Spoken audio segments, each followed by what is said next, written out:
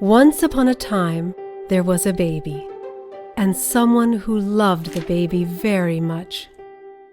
And this is where learning to read begins.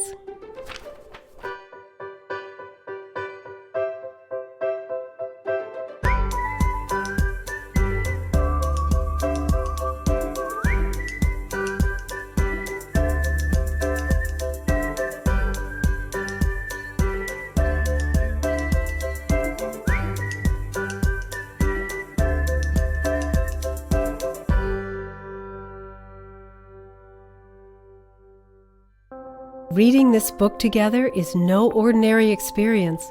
It's actually quite extraordinary. Why? Because researchers have found that when parents read books to their babies, point to the pictures, and delight in their babies' discoveries through books, children develop a love of books that later builds strong reading skills. What's the connection? It turns out that the more words children hear and come to understand, the more words they can say, and the better their vocabulary and reading skills are likely to be. When you stop and think about it, young children hear their parents say a lot of words every day, and it adds up. One very important research study found that children whose parents talk to them frequently as they go about their daily activities hear about 45 million words in their first 4 years. In families that don't talk as much, young children only heard about 13 million words. That's a difference of 32 million words that babies and toddlers don't get to hear and learn from. So one of the most important ways you can help your child develop strong communication skills and eventually learn to read is to have fun talking with him and sharing books with him, starting at birth. But many parents naturally wonder why reading to babies is so important, since sometimes they seem to have other ideas. But this is how babies get to know all about books. The more you read together, the more your child begins to understand how books work and how enjoyable they can be. And as you explore books together, your child learns that the printed words and the pictures have meaning. In fact, research has found that the more experience children have with books, the more likely they are to read early and well. This also helps with the development of other important thinking skills, like problem solving. And new brain imaging techniques have revealed that some really amazing things are going on in your child's brain while you are reading together.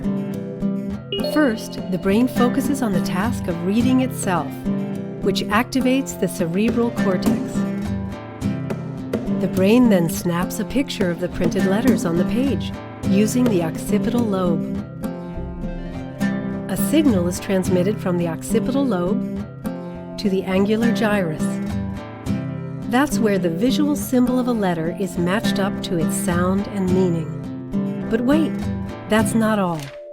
Reading or being read to is a whole brain experience. When we read or hear words in a story like, "Jessie smelled sweet cookies baking in the oven," the part of our brain that processes and responds to smells lights up. When we hear phrases like, "The dog's fur was cold and wet," the sensory area of our brain gets turned on as well. And action sentences like, "Marco hit the ball as hard as he could," set off activity in the part of our brain that coordinates movement.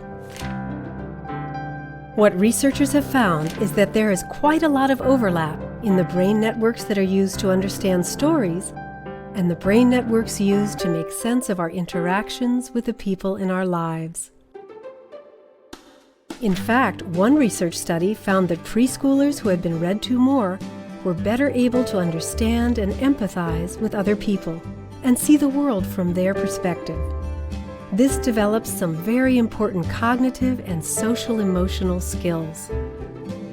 But sharing books with babies and toddlers is not just about their minds, it's also about their hearts and strengthening their bond with you. Reading a story while cuddled up on the lap of someone who adores them makes children feel loved, safe, and secure.